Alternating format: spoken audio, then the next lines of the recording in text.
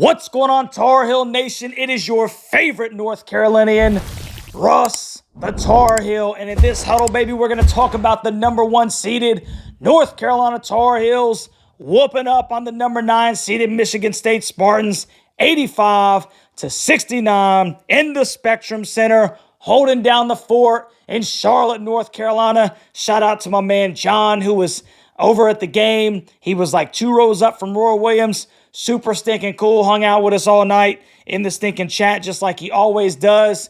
And shout out to my man Preston, who came up stinking huge. He got 5 memberships for a couple of guys, man. I appreciate you so much, brother. Salute to you. You are your time and your effort and everything, man. It does not go unnoticed, man. Love you, bro, and I appreciate everything. Y'all make sure that you tell my boy Preston thank you, man, because that's a pretty stinking cool little gift, man. Didn't have to do it, so I appreciate you, brother.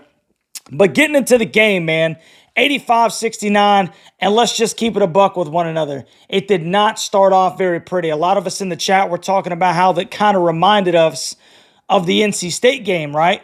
So go down to Armando. Armando starts the game over the left shoulder, 2-0, Carolina. And then Carolina seemingly goes away from feeding the interior, and then Michigan State goes on a run. And Carolina at one point was down by 12, man. 12 stinking points, to the point where ESPN had put on the ESPN homepage that Carolina was on upset alert with like 10 minutes left in the first half. Craziness, right? But we're all thinking to ourselves like, bro, what is going on with these guys, man? Like, have we not learned from the past? Well, Carolina starts feeding that stinking basketball back down inside, and Armando starts to cook. And then we start working inside out. Carolina starts to play some stinking defense. And then Carolina takes a 9-point lead into the half, 40-31. So they go from a 12-point deficit to a 9-point lead into the break when Carolina goes on a 23-3 run. So not only did they stinking do exactly what they needed to do as far as scoring the basketball by working inside out, but they started playing some really good defense. Really good defense, and they completely took over the game going into halftime. Well, what happens coming out of the break? Michigan State ends up cutting the stinking lead to 2, right? Because let's just be honest with each other, man. EC's out on the perimeter. They're not guarding him at all, right? They are begging him to shoot the basketball. And if I'm not mistaken, my boy went 0 for 4 from the 3-point line. So Michigan State's able to cut into the lead because he's not able to knock down threes right now. They're packing the paint, so Armando's not getting the ball down on the block. And Hubert Davis does what he's got to do. It's the same decision that I would do. He brings in Seth Trimble, and RJ moves over to the 1. So you got RJ at the 1, Seth at the 2, Cormac at the 3, and not only does that enable us to have some perimeter shooting where they're not packing down the paint, because you still have to respect Seth, but Seth Trimble did a fantastic job on Tyson Walker, just completely padlocking him down, bro, shutting him down. And then my man even had a couple of blocks. My man had 2 blocks like on almost back-to-back possessions on big men.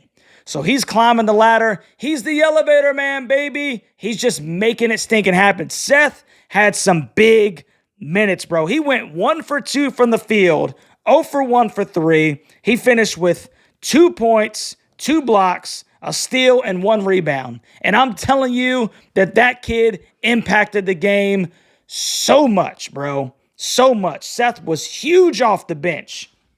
Huge off the bench, man. So, hey, shout out to you, Seth. It's not going to stinking show necessarily in the box score, bro, but we see you. We saw the work, man. We saw what you did. It was something to behold, for real. Real talk, man. Great stinking game from Seth Trimble. Now, Harrison Ingram, huge. 6 for 11 from the field, 5 for 7 from 3. And my man had multiple 3 balls that just hit every part of the rim, the backboard, came out of the stinking sky, bro, and they went in. They went in today, bro, and we needed them. 17 big ones from Harrison Ingram. I would say that is the epitome of stepping up to the stinking plate, bro. Real big game from Harrison Ingram. Another guy that we talked about. We got to work it inside out. Mando Baycott. Now, he only had 7 boards, but he had 18 points and 3 assists to go along with 2 blocks. And that's one of the things that I was most impressed with Armando is how he's grown as a rim protector, man. There's a couple of times where the guy gets by him and he's just timing that jump perfect, bro, to pin that crap off the glass or to block it off the glass. So I was very happy with Carolina's just concerted effort to get that ball down low on the block. I still want to see him take more shots, but he was 5 for 10, 8 for 10 from the free throw line, and he finishes with 18 points. And then RJ Davis finishes with a quiet 20, 7 for 15 from the field, 3 for 7 from 3, and he went 3 for 4 from the free throw line. And Cormac Ryan finished with 14 points himself, 3 for 9 shooting, 2 for 5 from the three-point line, and a big 6 for 6 from the charity stripe, dude. So really big game, man. Really big game. The keys to the game for me were to limit the turnovers, right? Limit the turnovers. Carolina had 5. Big time, bro. Right? Big time. Michigan State had 11. Carolina had 5. I would say check mark. Limit the turnovers. Number 2, keep Tyson in front of you. In the first half, not so much. I think my man went into halftime with like 15, 16 points. After the break, Seth ends up putting the clamps down on him. RJ played some good defense. Cormac played some good defense. Stay in front of Tyson, right? We did a much better job of that. And then the third thing was Carolina had to be well-rounded. It does not get better than 20, 18, 17, and 14. If you can get 14 points from Cormac, something around that area. He gave us 13 against Wagner and 17 from Harrison Ingram. It's going to be a tough team to beat, bro. A tough team to beat, especially if they play defense the way that they did about 10 minutes within the first half and then for the majority of the second half. They cleaned it up, bro. They cleaned it up. So getting into the team stats real quick. So Michigan State at one point was shooting 60% from the field and from 3. They finished the game 44.1% from the field, 37.5% from 3, with 11 turnovers and 37 boards. They were +5 on the glass. I don't like that. Okay, North Carolina should never be out-rebounded, but they were, and they ended up coming away with a 16-point victory. So we'll let them have a mulligan. We'll let bygones be bygones. Carolina shot 46.7% from the field and 38.5% from 3. And the big number there was that they only gave up 5 turnovers and that Michigan State was only able to generate 7 points off those turnovers. So really big game, man, for Carolina to be a well-coached Tom Izzo, a Hall of Famer, with a senior-laden team. They got a lot of upperclassmen over there, bro. Tyson Walker, he's a senior, right? They got a couple of guys over there that are upperclassmen, man.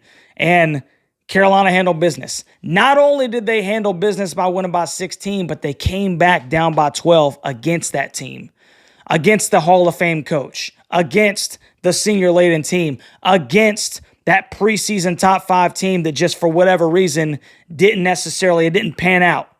But Carolina showed a lot of Tar Heel toughness in this game, bro. And I, for one, am extremely satisfied with the game, the way that this game played out. I really am, bro. Just extremely satisfied with this W. I just, round 2 against Michigan State, a preseason top 5 team, to be down by 12 and to come out 16 points on top, bro, that's stinking huge, bro. Huge. And you know what it tells me? Carolina is a tough team. Even when things aren't going perfect, even when things aren't going well, we have a tough basketball coach who can make good decisions in tough instances, and Carolina can come out on top. Because just make no mistake, man, this is a 9th seed team. That is a good basketball team. This is a good W, Tar Heel Nation. So could not be more satisfied with how this stinking game played out. So Carolina wins 85-69. They advance to Los Angeles, right?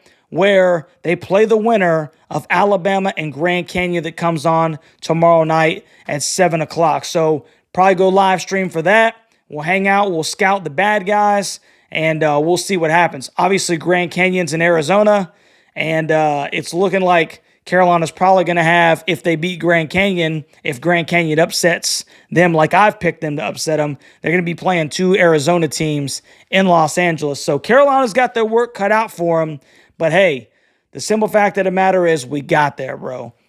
Won Charlotte, right? We won the Charlotte tournament. We let Sparty know that this is Charlotte. We put the fence up, baby. We put the fence up. I love defending my own turf, man. It's stinking beautiful. That crap gets me stinking motivated, man. So once again, 85-69 Carolina advancing to the Sweet 16. Tomorrow we'll watch Grand Canyon and Alabama go at it to see who Carolina's going to play in the Sweet 16, and we'll have a good time. Once again, shout out to Preston, man. Can't thank you enough for your stinking generosity, brother. I love you, and I appreciate it. And hey, we'll celebrate this one, Tar Heel Nation, because last year was rough, right?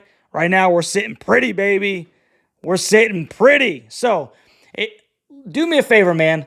Put what you think about this game down in the comment section. The things you're excited about, the things that you were disappointed about. Let me know what we need to improve on if we're going to actually make this run all the way to stinking Phoenix, man. And if you haven't already, please like, share, and subscribe to the channel. If you're a Tar Heel, if you're a college basketball fan, if you're a college football fan, hey, man, come and hang out with us, bro. We have a good time over here. So once again, I love you, Tar Heel Nation. How about them stinking heels, baby? Tar Heel tough.